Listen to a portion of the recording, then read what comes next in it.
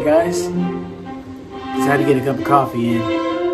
It's really good coffee. What's up you guys, my name is Jerald Walker. Thank you guys so much for all the likes recently from this past video.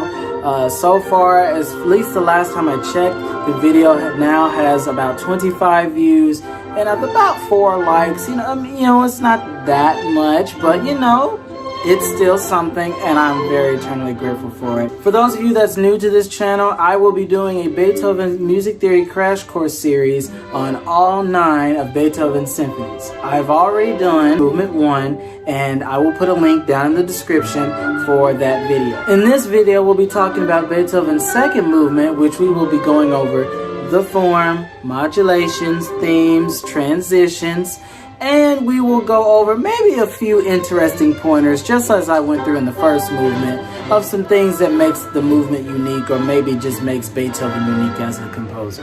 Just another reminder, I will be talking about history stuff that's originated to the symphony, but that will be in part 3, just so you know. Once again guys, don't forget to like, comment, and subscribe, and we'll get right into it.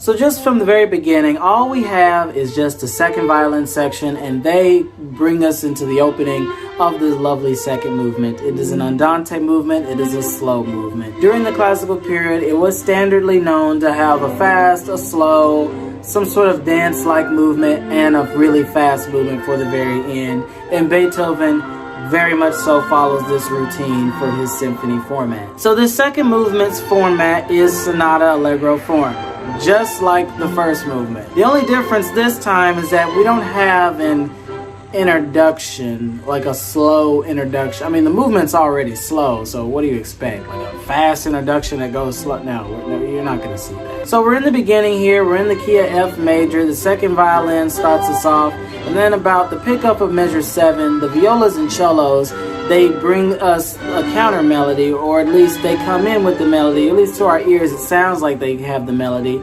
And Beethoven is opening up with this very fugal-like presence. It's not a fugue, though. Let me make that clear. This is not a fugue, but he is playing around with this fugal opening-like concept. It is kind of interesting, honestly. We then start to hear the first violins come in with the main melody that the second violins had originally, and we really feel this warm, joyous melody that's just so relaxing. A good breather from what we heard in the first movement. Thank God. Also, one interesting thing to keep in mind, I will say, usually when something is in a 3-4 or 3 whatever time, usually we get the concept of 1, 2, 3, 1, 2, 3. But for some reason with Beethoven, he likes that, but he really wants to put a lot of emphasis on beat 3. If you notice, it does start off with a pickup, but you don't feel it as da, da. You kind of feel dia, dia, dia, da, 3, 1, 3, 1. 3-1. It's a very odd, peculiar way in approaching this, but it is actually kind of cool. Beethoven's the type of composer who trains your ears, or forces your ears to listen to how he wants you to listen to it. You can't listen to this any other way. It's very weird, but it's I find it fascinating. It's kind of cool. I thought I'd just point that out. So then, following theme 1, we get to the pickup of measure 20, which then gives us the transition that's going to take us to theme 2 in the key of C major. Like I said, with sonata form, in the exposition section, your first theme is going to be in the home key, your second theme is going to go up to the 5th of that said key. So in this case, we're in the key of F major, 5 of F is going to be C major. And just in case if I have to break that down, F, G, A, B, C.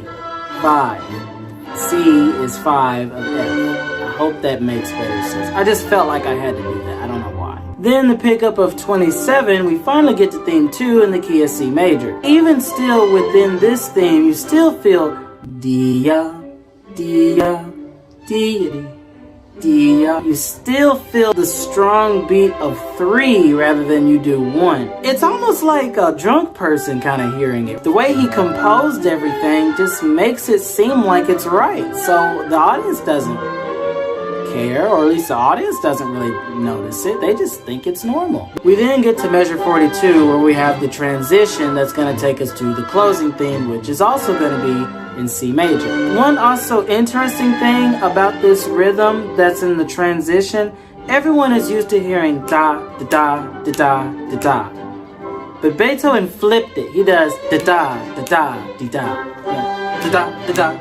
Da, da, da. You hear the short note first before you hear the long note, versus the way it's used to hearing da da da da da. He does da da da da da da. It's so much different. I mean, when you hear it both different ways, it's just different to the ear. But again, this is him forcing you to listen to it the way he wants you to listen to it. And this is going to, of course, play a big role later in this movement. We then get to measure 54, where we have the closing theme finally, and it's in the first violins. In this closing theme, he introduces a new rhythmic idea that he hasn't shown previously, at least within the first movement. He shows this triplet of 16th rhythms, and it's this light, playful-like thing that's very, very enjoyable. Just keeping things all light and very, it's all sporadic and playful. It's really nice. You might also notice that during the closing theme in measure 53, the rhythm clearly, if you was just to look at the measure by itself, it has da, da, da, da, da. But of course, by this point, because of how Beethoven has forced your ears to listen to it, you're not going to hear it as da, da, da, da, da, da, da. You're going to hear it as da, da, da, da, da, da, da, da. It's always this forward motion. That's his target, is this forward motion, always trying to drive us forward.